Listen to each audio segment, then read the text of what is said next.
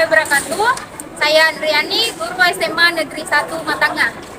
Adapun best practice dari saya selama menjalankan program guru penggerak disebut dengan Mabar Bindo, yakni akronim dari Mari Belajar Bahasa Indonesia.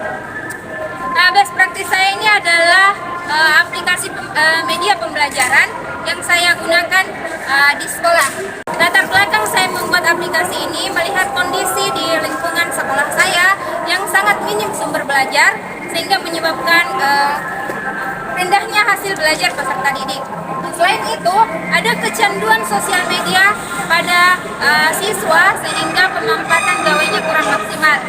Melihat kondisi tersebut, saya memutuskan untuk membuat aplikasi ini untuk dapat memanfaatkan gawai sebagai media untuk belajar. Nah, Mabar Bindo ini dapat digunakan tanpa jaringan dengan berisi tujuan, materi, video pembelajaran, dan kuis dalam bahasa Indonesia. Tujuan dan manfaat yang didapatkan: pertama, menyediakan sumber belajar bagi peserta didik, kemudian pemanfaatan gawai sebagai sumber belajar dan media pembelajaran, dan menumbuhkan minat dan antusias peserta didik dalam belajar. Nah, langkah-langkahnya yang pertama tentu saya berdiskusi dulu dengan kepala sekolah dan rekan guru. Kemudian melakukan pemetaan aset yang ada di sekolah saya. Kemudian mengumpulkan bahan materi untuk dibuat menjadi aplikasi.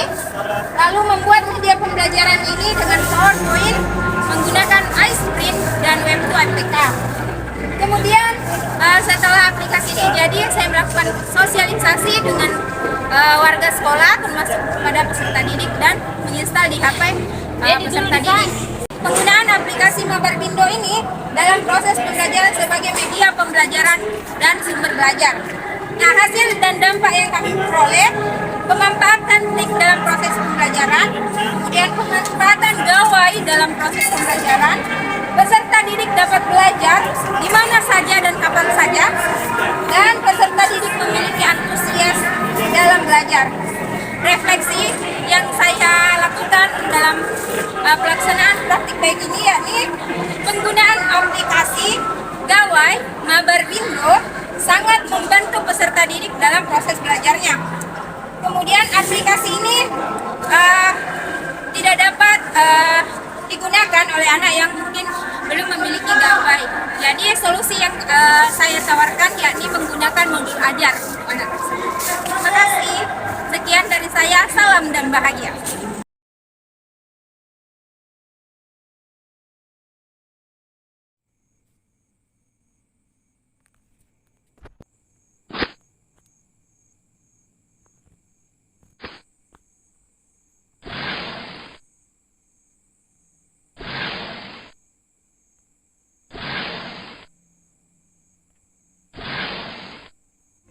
Assalamualaikum warahmatullahi wabarakatuh.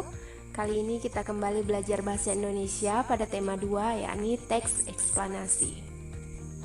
Baiklah, untuk pertemuan pertama di tema 2 ini kita belajar mengenai struktur teks eksplanasi. Struktur teks eksplanasi terdiri atas 3 bagian, yaitu identifikasi fenomena, proses kejadian, dan ulasan.